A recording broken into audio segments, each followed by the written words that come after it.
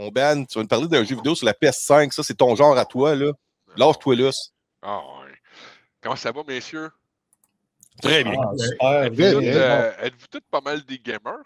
Ben oui, certain. Ouais, occasionnel. 5, oui. All the way. Okay. Quand j'ai la grippe. Quand t'as la grippe. Parce que le reste du temps, j'ai pas le temps. Je pense que ce jeu-là, il répond à des besoins de des gens.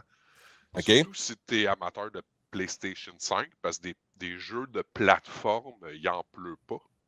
Non. Fait que je te ramène à l'époque au jeu Castlevania, Super Castlevania, cette thématique-là de jeu où est-ce que ça va de gauche à droite, c'est un side-scroll, tu as différentes armes, tu as différentes habiletés, tu confectionnes un petit peu ton personnage, tout étant tout le temps dans cette belle grosse enveloppe ouateuse de spooky, puis de gothique, puis de mort, de sang, c'est un Souls game, fait que c'est fait par Sumi Souls Game, Kumi Souls Game. C'est enrageant. Fait que faut que tu sois prêt à être fâché. Il va avoir des moments où est-ce que tu vas réellement être ravi de pouvoir démolir la face à quelqu'un. Il y a d'autres instants où est-ce que tu vas mourir à répétition. Fait que j'adore ce look-là, je te dirais, le visuel, le pixel. Ça répond à tout ce que moi j'ai besoin pour être que je trouve ça attrayant. Mm-hmm. Le gameplay, puis le fait qu'il y a une énorme rejouabilité de tableaux de fois en fois. Au début, premier tableau du sac. La fois d'après, c'est un petit peu plus facile. La fois d'après, tu sais un peu plus à quoi t'attendre. La fois d'après, tu réussis. Eat, sleep, repeat. La musique est hallucinante. Tu sais à quoi ça me fait penser? Ça me fait penser comme s'il avait fait un jeu de Devil May Cry en side-scrolling à la Castlevania. On dirait que c'est un mix des deux. C'est un... tu sais, le jeu Blasphemous? Ouais. C'est fortement inspiré de ça. C'est un Metrovania. Fait qu'à l'intérieur, tu as la grosse map classique où est-ce que tu peux essayer d'aller identifier certains endroits où est-ce que tu es bloqué, tu peux pas aller plus loin. Tu n'as pas le choix. Il faut que tu sois capable de revenir au premier tableau. Puis c'est un Souls game. Fait que Denis, je sais pas si tu es familier avec un Souls-like. Tu connais-tu ça? Pas vraiment, non. Pas beaucoup. Fait que il y a une ressource à l'intérieur de ce jeu-là que tu accumules. Puis ça va te permettre de développer ton personnage, développer tes armes, évoluer, faire tes achats. C'est toute la même racine qui te permet de faire tout ça. Puis si tu meurs, tu perds tout. Puis tu as une chance d'aller repogner ton lot. Ouais, je vois le genre, ouais. Fait que des fois, t'es mieux de juste dire je vais aller level up. Des fois, t'es mieux de dire je vais m'arrêter, je vais essayer d'être un peu intelligent. Ça sent le boss, ça sent la mort. C'est le fun parce que dans la grande famille des jeux Souls, il y a des jeux qui sont instinctivement punitifs. Ouais. Tu joues à ça, Elden Ring, tu joues à ça, tu sais que t'en as pour des heures à te faire taper sa gueule avant de comprendre quoi que ce soit. Ce jeu-là, il est un peu plus intuitif. C'est plus facile à embarquer dedans. Il y a des choses, il y a des restrictions qu'un jeu comme Elden Ring, ou c'est quoi l'autre gros jeu? Dark Souls, où est-ce que tu as une ligne de stamina pour te permettre de faire tes actions, tu sais. Ça, t'as pas ça. Fait que tu peux spam ton bâton, puis ton personnage va agir dessus. Plus accessible, ouais. Ouais, exactement. La musique is everything. OK. C'est tellement beau, puis c'est ravissant. C'est un bel univers noir. Yes. C'est le genre de style que ça rêve bien aussi, le Castlevania, Metroidvania, puis un petit peu de Souls aussi, ouais. Ah ouais, c'est vraiment ça. C'est un jeu à tendance de l'heure, puis il n'est pas très cher. C'est un tout petit studio en Angleterre, là, je pense qu'ils sont 5 ou 6 dans le studio. C'est leur premier jeu qu'ils release. Nice. Il est multiplateforme, il est PC, puis Xbox, puis Switch. Ah, il est PC aussi, cool. Ouais, il est PC, il est sur Steam. C'est un Kickstarter à 35 $. Là. OK, c'est un Kickstarter à l'origine. Puis j'ai pas vu qui était en arrière de ce studio-là. Ben, je pourrais pas dire, là, je suis pas assez familier pour ça, mais, non, c'est ça, je quand regarde, ils ont relâché ce jeu-là, when it got released, ils ont mis le dernier volet, le dernier chapitre qui manquait sur le côté Kickstarter. Quand ils ont sorti le jeu, ça nous a vraiment offert à tout le monde l'œuvre au complète, qui est 3 gros chapitres. Là.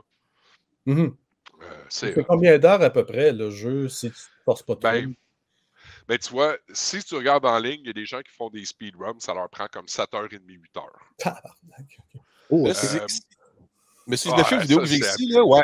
C'est, le gars, il a fait un gameplay, un walkthrough full game, puis lui, ça lui a pris 9 heures. Fait que ça doit être ça, 7, 8, 9 heures peut-être. Moi, je suis rendu niveau 70, je pense. OK, c'est pas comme Mario, comme 4 je suis rendu niveau 83. J'ai un peu plus que la moitié du jeu de fait parce que j'ai essayé de ne pas chercher les énigmes. J'ai essayé de les résoudre moi-même. Puis il y a eu 1 ou 2 fois que j'ai pas eu le choix. J'ai été obligé d'aller me renseigner parce que c'était juste trop compliqué pour mon petit cerveau. Puis j'aime ça parce que tu n'as pas tant besoin d'être super vite ces boutons pour être bon. Tu sais, il y a des jeux que tu n'as pas le choix. Si tu n'as pas cette rapidité-là, cette délité-là, tu joues pas. Tu sais, là, je dis, you're set up to fail. Ce jeu-là, il est basé un peu plus sur une mécanique de jeu rétro. Fait que tu n'as pas besoin d'être super vite. C'est chaque action à son tempo. Même si tu vas aller plus vite, ton personnage, il ne fera pas. Fait que tu n'as pas le choix d'aller selon le tempo. Tu y ailles avec le beat. Okay. C'est accessible aux newbies qui ne sont pas habitués avec ce style de jeu-là qui voudraient commencer. Dans un volet Souls Game, je pense que c'est un excellent jeu d'entrée de gamme. Pas trop cher, pas trop compliqué. Ça se joue bien, c'est intuitif. Tu sais, c'est clair où est-ce qu'il faut que tu ailles. Tu cherches un peu, mais c'est pas mal tout le temps clair où est-ce qu'il faut que tu ailles. Ben, tu l'as peut-être dit, mais je ne l'ai pas entendu. Comment ça coûte, ça, ce jeu-là? C'est quoi, 30-40$? 35$. 35$ digital. OK. Fait que tu peux le payer, j'imagine, avec la PS5 directement sur le compte de PS5. Tu l'achètes, tu le télécharges, puis tu peux jouer avec. Voilà, pour 8-9 heures de jeu, c'est pas cher, là. Ouais, ça, quand t'es bon. Moi, j'ai mis bien plus que ça. C'est quand t'es bon. Moi, ça prendrait 1 an, 2 ans. Pour le fun, va donc sur l'écran d'accueil. Ouais. Ah, t'es dans un boss. Ah non, oui, tu peux. Va sur Main Menu. Main Menu. L'écran d'accueil, Main Menu. Va sur le technologique, jeu. La reconnaissance vocale. Je suis à 19 heures de jeu à date. OK, ouais, c'est ça. 35$, c'est pas cher, là. C'est un bon prix. C'est pas comme exemple Baldur's Gate où est-ce que tu vas aller payer très, très, très, très cher. Tu t'attends à un jeu excellent. Puis tu n'as pas de place pour être déçu. Là. Si tu es déçu, that's it, man. Everything goes down the shitter. Ça, 35$. Man, oui, parce que tu as souvent une politique de remboursement. Si tu as joué plus que 2 heures, ils ne te le remboursent pas. Là. Mais 2 heures, c'est le temps de faire ton personnage puis de choisir la couleur de tes cheveux, genre. Fait que, un RPG, c'est comme ça. Après 2 heures, tu n'es pas rentré encore dans l'histoire. Tu n'es même pas dans le début du tutorial. Là. Tandis qu'un jeu d'action, tu sais tout de suite, là. Ouais. Ben, c'est rafraîchissant, je trouve. Tu sais, moi, des jeux là, qui sont multi-layered là, à la Final Fantasy ou que tu fais comme, oh mon Dieu, combien d'heures je vais être obligé de me faire siphonner pour. Ouais. Pas ça, man. C'est comme Castlevania. Super Castlevania 4, je le passe, je le mets. Je le sais, j'en ai pour 2-3 heures à avoir le meilleur temps de ma vie. Ça se joue tout de suite. Merci, bonsoir, c'est fini. J'ai eu mon hobby, mon c'est comme mon petit Super Mario, une fois de temps en temps. OK, voilà. Je prends les warp. OK, j'ai fini le jeu, merci. Merci. Dopamine, here we go. Fait que The Last Fate. Yeah. Ouais. Sinon, on va mettre ça dans notre liste. Puis, est-ce que c'est disponible en physique? Je crois que ça s'en vient. Oh, okay. Il va y avoir un indie cut, là, un indie release là, sur précommande seulement. J'ai vu quelques petites couvertures en ligne pour le casing, mais pour de vrai, moi j'irais digital. C'est pas le genre de jeu que j'ai nécessairement besoin d'avoir un physical media. Tu l'as tellement bien vendu que nous, on le veut en physique. Fait que... Mais j'en veux 2 copies. Ouais, parce que ça, c'est Eric et Sarah, 2 gamers. Là. Hein? Eric, comment que. Si je peux faire une parenthèse là, pour compléter ta chronique, Ben, là.